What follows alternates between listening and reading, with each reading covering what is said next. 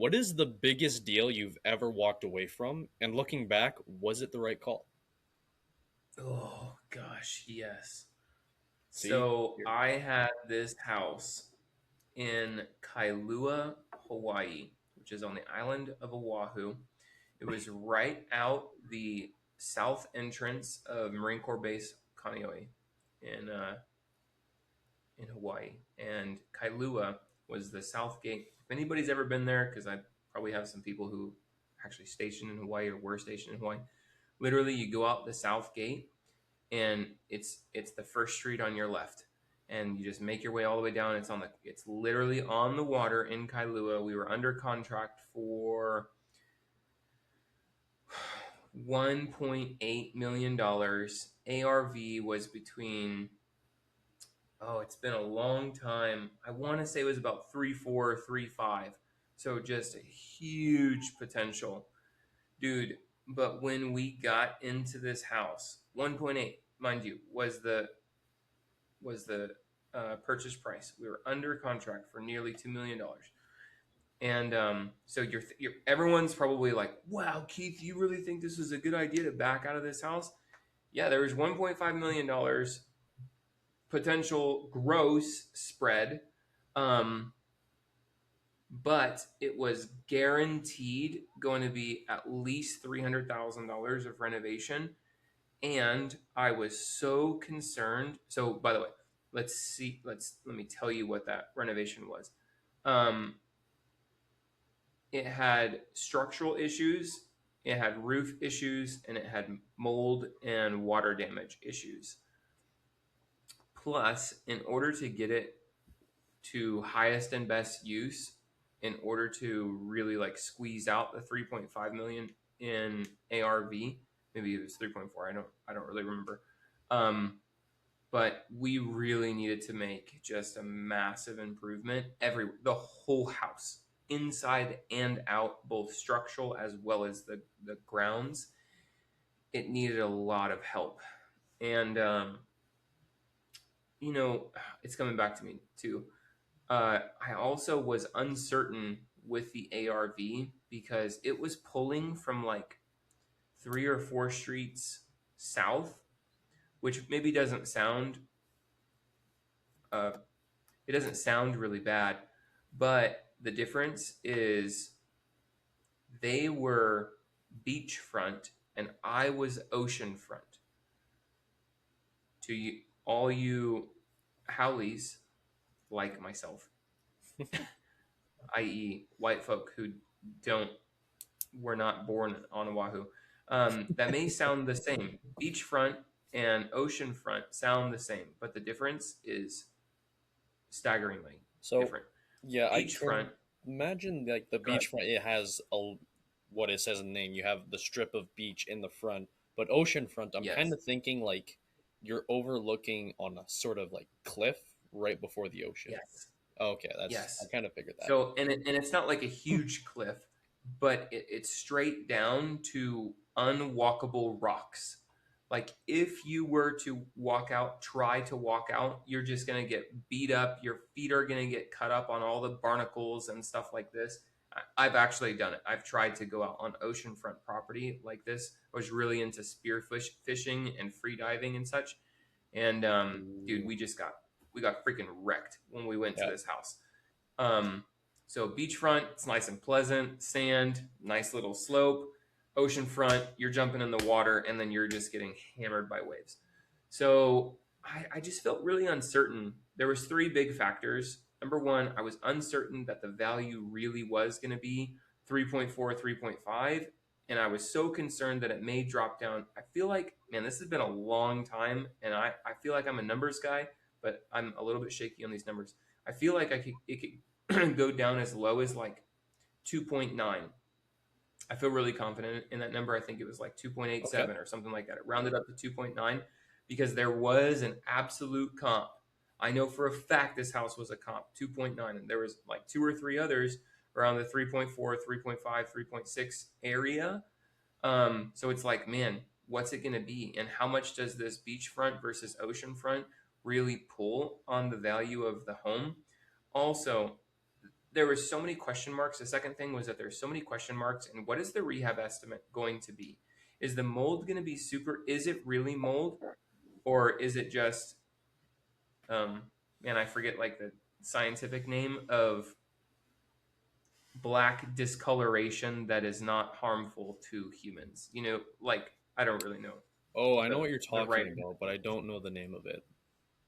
like mildew versus mold type of deal. Yeah. So are we gonna have to strip the house all the way down to the two by fours?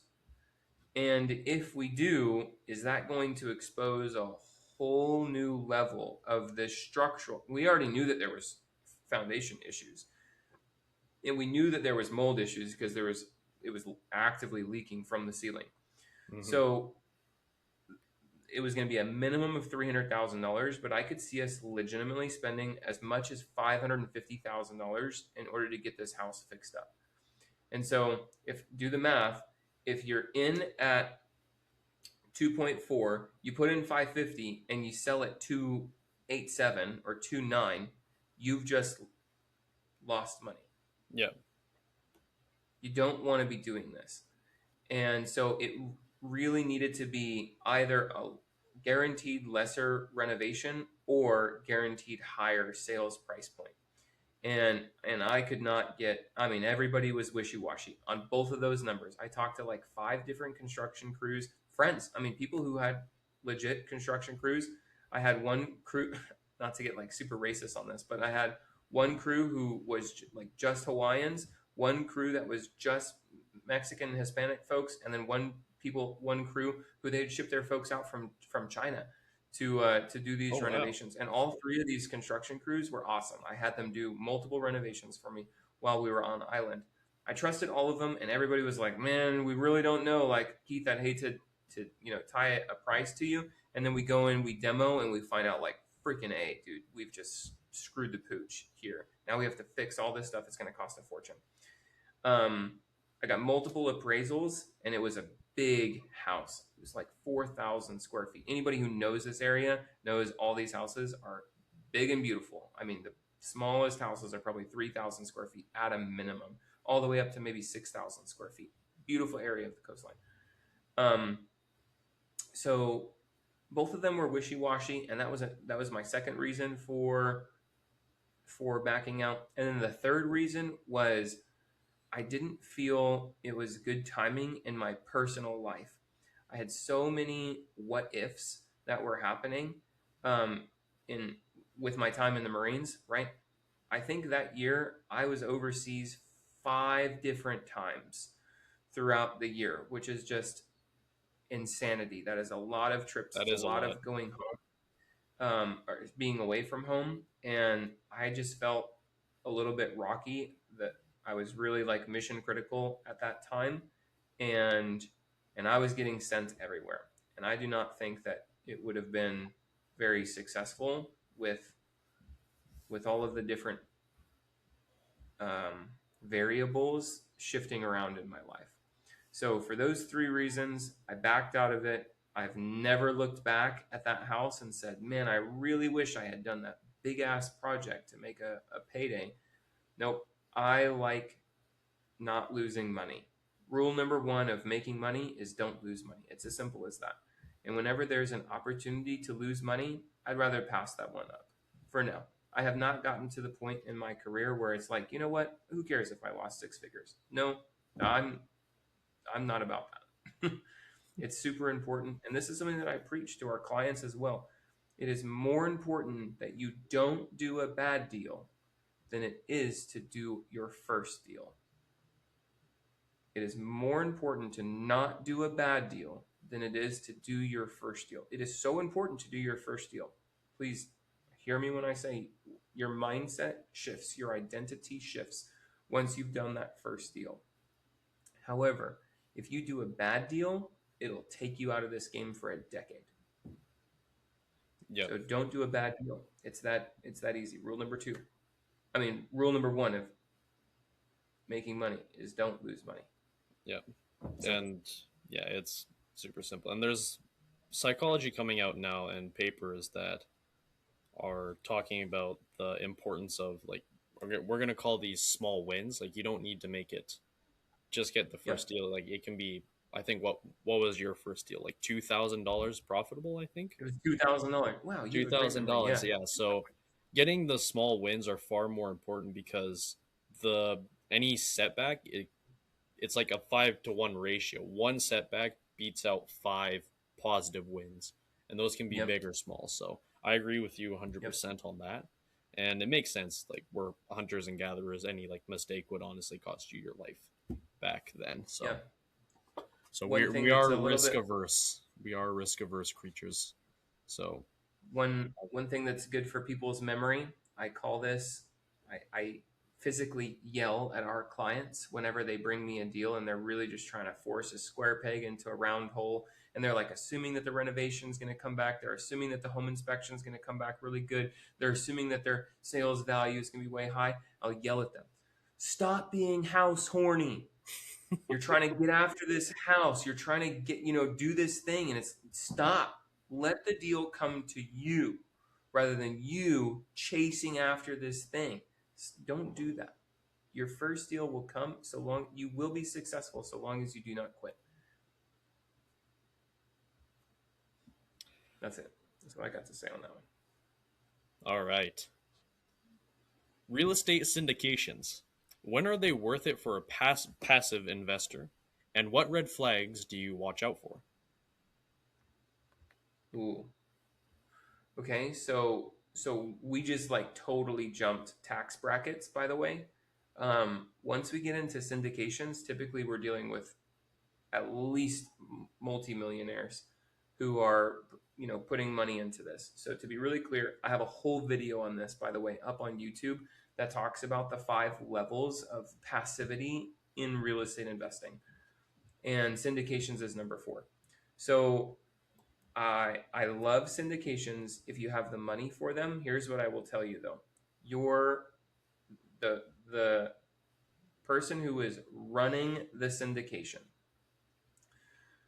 the person who is running the syndication ultimately determines the outcome 100%. So the sponsor, the general partner, is the person that you're betting on. It's yes, it is the land, it is the development, it is the lending, it is the structure, it is the waterfall, it is the blah blah blah blah blah blah blah. But at the end of the day, if you have a GP that sucks, he can turn a really good investment into a loss for you. Okay. And then the second thing, so that would kind of be I'm exposing a pitfall within syndications. You lack control, whereas in the realm of single family real estate investing, that is my bread and butter. Whether I succeed or whether I fail is my fault and my fault alone. If I suck, that's on me. If I rock, that's on me. You completely give up that control to a general partner or a sponsor, whatever you want to call them, the person who's running the project of the syndication. Um, you have no control. You are a limited partner by definition. It's literally called a GP versus LP relationship. The general partner controls things. The limited partner is the one who you give them your money and hope that they do what they said that they're going to do. You're also going to get far less returns. So on a oh good, you're going to get far less returns on a syndication in comparison to a smaller uh, deal that you are controlling. That being said, the smaller deal that you are controlling, the level of passivity is negative, right? Whereas syndications is very, very passive. I like that. Okay. There's Is some that like trade-off, is what I'm. the truest form of passive investing when it comes to real estate then? No. No. Um, no, there's still some. There's still, as a limited partner, it's not as passive as a REIT. So a REIT is a real estate investment trust, REIT. Um, a REIT is going to be as passive gets. It's basically like you're buying a stock. Like you put your money in, $500, $100, $1,000, whatever. You put your Okay. money in, and you just let it ride. Whereas as a limited partner, typically it's going to be a minimum of $50,000. There's still paperwork. There's still briefing, quarterly briefings, annual briefings, sometimes biannual briefings. There's still meetings and minutes. There's still vetting that needs to be done, so on and so forth. Reporting.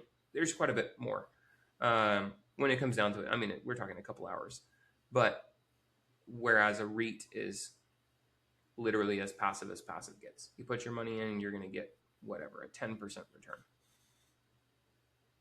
Okay. And again, by the way, we're just touching the surface here. We can put a link in the show notes to a full video where I kind of did a deep dive on the 5 levels of passive income in real estate investing. We can put a link to that as I really expose like the best pros as well as the biggest cons of each one of these stages, if you will. Okay.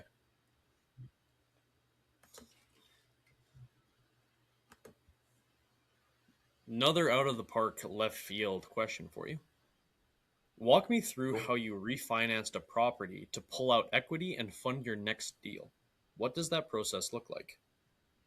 Sweet, easy.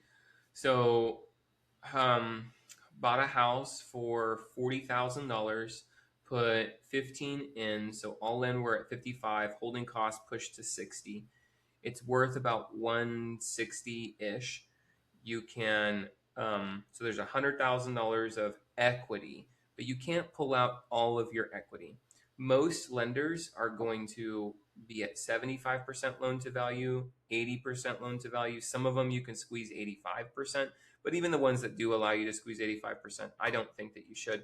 Honestly, I think that you should have a blend of never exceeding 55%. Your portfolio, in my professional opinion, your portfolio should never be more than 55% leveraged. This means that quite literally, World War III could happen and you are fine.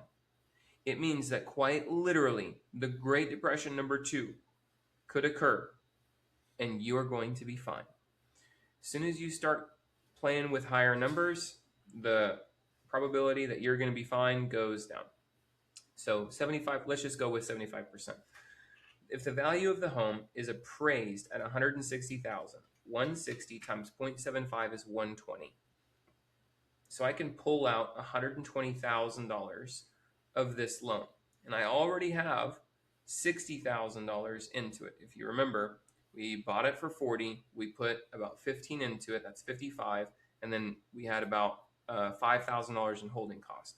Now this is with a private money lender, right? So I owe a private money lender $60,000, but I can borrow $120,000. Now here's the cool thing about this. When I get that $120,000, of course, they're not going to give it to me. They have to pay off the lender because the lender is in first lien position. Therefore, they must be ballooned out, which means paid off in full. So we go to the lender. We say, hey, can you please give me, provide a payoff statement? Good, on this date. This is the day that we're going to refinance. Boom. Oh, by the way, this is a DSCR loan, by the way. So it's a DSCR loans have 2 different types of loans. You have a purchasing product and you have a refinancing product. Purchasing products are exactly what it sounds like. When you're buying a house and you're going straight into a DSCR loan, that's what this product is for. And then a refinance loan is what we're talking about right now. So when I pull out this $120,000, and that's the new mortgage on this house, which equates to about a $1,500 per month. Maybe it's like $1,400. I don't really remember the numbers, but it's about $1,500 per month for that $120,000. That's PITI, I think. Not, it doesn't matter. Okay. Who cares? So 120 comes out, 60 immediately goes to pay off. Well, I just got $60,000 put into my checking account. Here's a couple of cool things about this. Is that profit? Well, sort of. It's equity, right? But on a profit and loss statement, that's not profit. That $60,000 that just got put into my checking account is not profit. Therefore, how much do I pay on my taxes? Not as much Big as old would. goose egg. Oh, really? $0. It's not profit. Therefore, they can't tax you on it. You can't That's get true. taxed on debt. ever. So this is the reason why I love cash out refis. I just pulled $60,000 of cash out, stuck it in my checking account. Now what can I do? Well, I already told y'all I bought that house for $40,000 and I put $15,000 into it and Hmm. $5,000 for holding costs. Well, now I no longer have to go to a private money lender for my next one. Let's say it's the same numbers. Yeah. I can just use my own money. I can use the debt that I just pulled from the equity in this house to finance my next one. And let's say I don't recommend doing this, by the way. This is a stupid way to structure. You should always split. So, meaning, um, you have $60,000. This should go on two houses, if not even three houses. Ideally, we're buying three houses where we're leveraged. 30% is our money, 70% is the private money lender's money. Now, is that risk minimization then for that specific debt then? Or what is the Yes, purpose of yes. splitting it? Okay. Well, um, both a higher, you lower your risk profile. Yes, that is super, super important. But another advantage of this, number two, is you can just transact more deals doing it this way. If you fund yourself, you're limited to how much cash is in your bank. Whereas if you leverage, by the definition of leverage, we're using a smaller amount of, I'm not going to call $20,000 a little amount of money, but we're using a smaller amount of money to control a bigger asset by using debt. And so now I can say I'm going to put 20 on this one, 20 on this one, 20 on this one, and I'm going to borrow 40, 40, and 40. Now I control three properties with $60,000. I like that a lot. And then you can do the same exact thing and roll it. And then now we're going to get 60 from this one, 60 from, well, truthfully, it would actually be more. Let's say it's the same exact numbers. Now, in that 120, you're going to pay off 40,000, right? Because 20 of it's yours. So now you have 80,000 from this property, 80,000 from this property, and 80,000 from this property. Sweet, we have $250,000, almost $240,000. Now, given the same logic, I'm putting $20,000 into it. Now I can go buy 12 houses. After I do this, now I can buy 36 houses. This is how people literally, it's like unlimited money. Like Okay. it I takes see it. time. You're I see using it. time to build up your portfolio, but this is the proper way to do it, not one at a time. Interesting. I really like that strategy. And I'll leave it on this one as well, because I think this is important. And too many people preach to just pull everything out. I stop stripping the equity out of your houses. You want equity for when the bad thing happens, because we're going to go to war, y'all. If you do not think that America is going to go to war, you're stupid and you have not read a freaking history book to save your life. Like, we go to war as a nation. We are the most warful nation in existence. We're going to go to war. And when we do, property values, well, typically they actually spike, but then they could potentially come Mhm. down. Also, economic resets happen. The Great Depression was the one thing that happened in America. Do you know how many economic resets the world has had in the 251 years of America's existence? A lot. There's been hyperinflation. There's been, we're used to regular old inflation, but what about devaluing the dollar, the USD? What about the Chinese yen? Is it no Japanese yen? Yeah. I'm going down a rabbit hole, but If here's the if thing. you want like You to see super inflation happen, just check out what happened to the mark in Germany after World War II. That's there's beyond there's hyperinflation. so It many was the examples. worst Yeah. thing ever. So if you're young, like, let's define young. If you're less than 70 years old, you shouldn't be pulling out a whole bunch of equity, because chances are the bad thing's going to happen in your lifetime. If you're like 70 years old or older and you're listening to this podcast, first, thank you for humbling yourself to learn from a young buck like me. Um, but also, you could do it. You're going to kick the bucket before the bad thing happens. Statistics says so anyway. Well, it's not like they're gonna get So drafted either. We're gonna get right, the yeah, 7 year old to exactly. fight our wars. Yeah, no. um, so economically, I do not believe it to be wise to be pulling everything out 75%, 75%, 75%, 75%. This is stupid. If you need to pull money out, again, blended portfolios 55% or below. In some cases, you hit a threshold. This is actually my case because I like dealing in quote unquote little league real estate. My friends like to make fun of me because my rental properties are super cheap. Some of the times, 75%, I have to do 75% because the value of the property is 110 or 130. Okay, so if we were to go 130 times, oops, screwing up my calculator here, 130 times 0.75. Yeah, it's 97.5. So anything below $130,000, like that's the appraisal value, you actually have to pull out because they won't let you do a loan less than, and they will do, $97,000 or whatever. You have to kind of know the lender. They'll tell you, oh, the minimum that we'll do is that we'll write paper on is $100,000. Bullcrap. They'll go down to 80 sometimes, even 75. Even if they tell you it's 100,000 anyway, but your rates are going to be higher, or you may have to pay some points or whatever. Point being is if you're dealing with a little bit higher price, more expensive real estate, like 150, 180, $250,000, do not pull. Stop pulling out so much of your freaking equity. Leave the equity in there. Only take what you need to get your next 2 deals. That's it. You're screwing your cash flow and you're screwing your safety. Okay. Would you recommend using a higher using or purchasing a higher price point property where you can pull out that, say, 200,000 equity and finance smaller deals at that 75%? It's going to be it's going to be really hard to cash flow that property.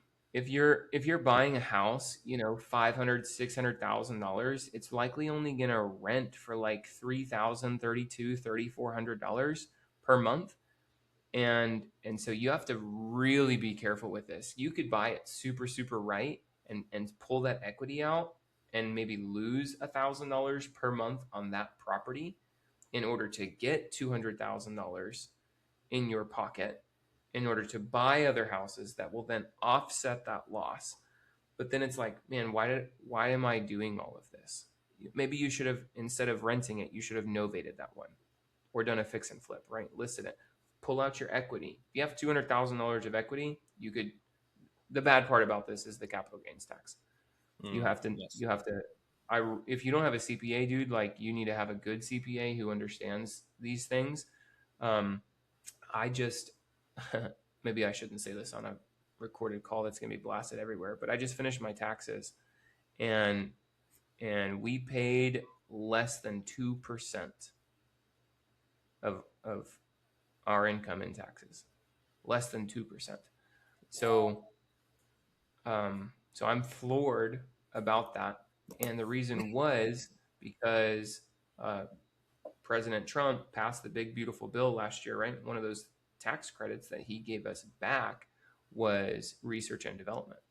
So of course we're a software company, and I have all these pass-through entities, right? So this company flows through this company, flows through this company, comes to me. That sort of thing is how we've structured this. And so we were able to take like massive losses because, we have this R&D credit. This is why it's structured this way, by the way. I'm not cheating the system. If you know the system and you use it to its advantage, literally the government incentivizes you to own real estate and to own a business. It's the most beautiful thing ever. And this is how the rich get richer, because the rich people lobby. If anybody knows what lobbying is, where you're paying money, hey, go fight for me to go do this thing. I'm going to vote for you, blah, blah, blah. That's a legal thing. They lobby to get these tax incentives put into legislation so that then they can save more of their hard-earned money. So if we already know that rich people are the ones who write the rules, rather than saying, I don't see this, or I don't hear blah, blah, blah, blah, blah. No, again, humble yourself, learn about it, and have a CPA. You shouldn't be learning about all this stuff. I barely know what I'm talking about, by the way. You should have a CPA that really understands what he's doing, or she, so that they're able to take advantage of awesome tax credits like this. Yep. And the thing is with understanding the legal aspect is that they word it in such a way that it is meant to be forgotten or misunderstood. It's It is gray. like A lot of it's gray, and it's intentionally gray. yep, yep. That you read some of the sentences and it's like by the time you're done reading that thing, you've already forgot what you read at the start of it. So it's like, oh, I have to Yeah. read this again to fully understand. Yeah. And it's just one Agreed. huge kerfuffle. So, I but it love does pay to nerding out educate yourself. on YouTube. I this morning, dude, like no lie, I could even pull it up on my YouTube history. Like I literally watched a 28-minute video from my favorite CPA on YouTube this morning talking about tax credits and incentives that the state of Florida has put in. So always be educating yourself. I'm not super nerdy, I promise. It's a weird thing to nerd out about, though. I will say that. Yeah. Hey, here's the thing though. Making money is fun. Keeping it's even more fun. I like winning, so I want to get educated, at least enough to ask questions to my CPA. That's really all I do it for. I don't do it to really understand it and know all the nuances. I'm not going to look at the freaking tax code, but will I bring it up to my CPA on Monday when I meet with him? Heck yeah. By the way, if anybody needs a CPA, I've got a good one. And if you reach out to me on Facebook, I am happy to put you in contact. It's not some big firm. He is his own firm. He's the owner of the firm, but it's a really small firm. They've taken exceptional care of me and several friends. He specializes in real estate, and more than happy to put anybody in contact with him. He's taken really good care of our clients. Excellent plug. Keith, I think that's where we're going to end off this episode. That was an awesome episode. I liked it a lot. Thanks, man. Great questions. Y'all, if you have any questions, make sure to drop them in the comments, and we'll see you in the next episode.